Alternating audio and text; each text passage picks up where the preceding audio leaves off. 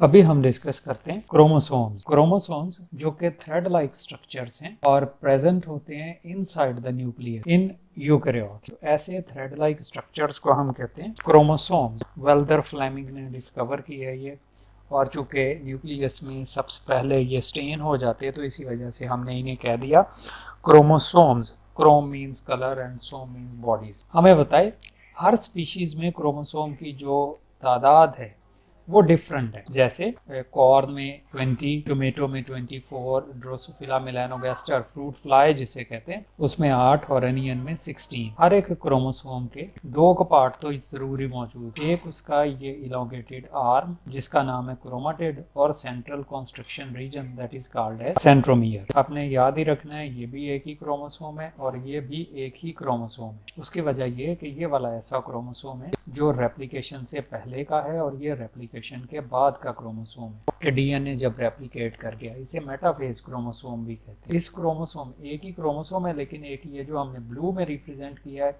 ये क्रोमाटिड है और ये जो येलो में रिप्रेजेंट किया है ये दूसरा क्रोमाटिड है। ऐसा क्रोमोसोम है जिसमें दो क्रोमाटिड्स जो हैं वो मौजूद हैं। दोनों क्रोमाटिड्स आपस में कहलाते हैं सिस्टर क्रोमाटिड्स और हर एक क्रोमाटिड जैसे हमें इस ब्लू डायग्राम में नजर आ रहा है कि हर एक जो क्रोमाटिड है उसमें यहाँ से लेकर यहाँ तक थ्रू आउट डीएनए का एक डबल हेलिक्स मॉलिक्यूल मौजूद है और इसी तरह से यहाँ से लेकर यहाँ तक डीएनए का एक डबल हेलिकल मॉलिक्यूल मौजूद है। सिर्फ जहाँ पर कॉन्स्ट्रिक्शन है दरमियान में वो पोर्शन कहलाता है सेंट्रोमियर।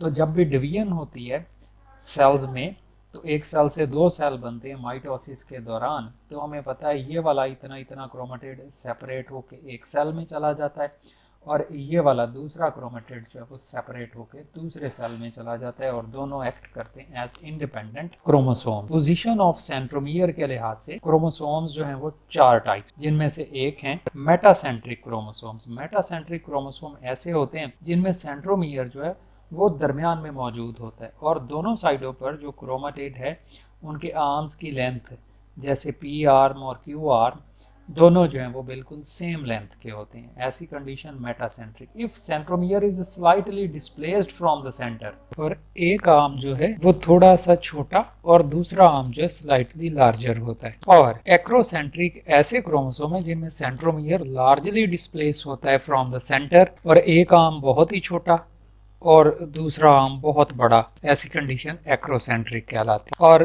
लास्ट वन है टीलोसेंट्रिक, जब सेंट्रोमियर जो है वो एक्सट्रीम एंड पर मौजूद हो और एक ही आर्म हो तो इसे हम टीलोसेंट्रिक है। नेक्स्ट वन है कैरियोटाइप। कैरियोटाइप है arrangement of chromosomes according to their size position of centromere. जैसे ये ह्यूमन आइडियोग्राम है, आइडियोग्राम है रिप्रेजेंटेशन ऑफ कैरियोटाइप को हम कहते हैं। क्रोमोसोम नंबर 1 जो सबसे बड़ा है हमने सबसे पहले रखा है, क्रोमोसोम नंबर 2 से छोटा तो 3, 4 और इसी तरह से क्रोमोसोम नंबर 22 जो सबसे छोटा है ये अरेंजमेंट कहलाती है कैरियोटाइप। और लास्ट में सेक्स क्रोमोसोम्स एक्स और वाई क्रोमोसोम। तो ये है थोड़ा ओवरव्यू अबाउट क्रोमोसोम्स।